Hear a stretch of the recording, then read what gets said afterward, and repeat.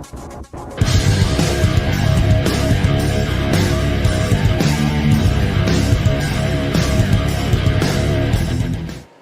and welcome back to my kitchen. Today I'm going to be making a cranberry meatball appetizer recipe.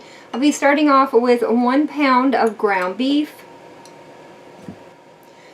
3/4 cups of dried cranberries, 1/3 cup of breadcrumbs, 1/4 cup of milk. For the seasonings, I have 1 teaspoon of onion powder, 1/2 teaspoon of garlic powder, 1/2 teaspoon of dried parsley, 1/2 teaspoon of salt, and about 1/4 teaspoon of black pepper. And then the last thing to go into the meatballs is 1 lightly beaten egg. Once they were all mixed together, I went ahead and shaped them into roughly 22 1-inch size meatballs. These are now ready to go into a 400-degree preheated oven where they're going to bake for about 20 to 25 minutes or until the meatballs are cooked all the way through. While I'm waiting on the meatballs to bake, I'm going to go ahead and move on to making the cranberry glaze. Here I have 1 10.5 ounce can of whole cranberry sauce. I'll be adding in 2 tablespoons of orange juice,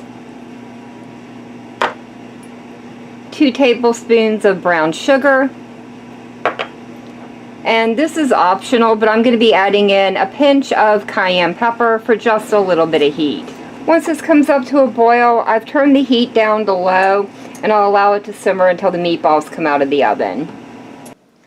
Once the meatballs came out of the oven, I went ahead and placed them in my serving bowl and then topped them off with that cranberry glaze, and I've garnished them with just a little bit of freshly sliced green onion, though you could certainly use parsley as a garnish as well. Now all I have left to do is dive in and try them out. These are an excellent little meatball. The dehydrated cranberries rehydrated while they were baking, so when you bite into one, it's a tangy little pop of fruitiness. The glaze is really good. It's not too sweet, and I really do like the cranberry or the cayenne pepper in it. It adds just a little tiny kick of heat without being overpowering. Overall, this is a great appetizer for the holidays, or heck, even for game night.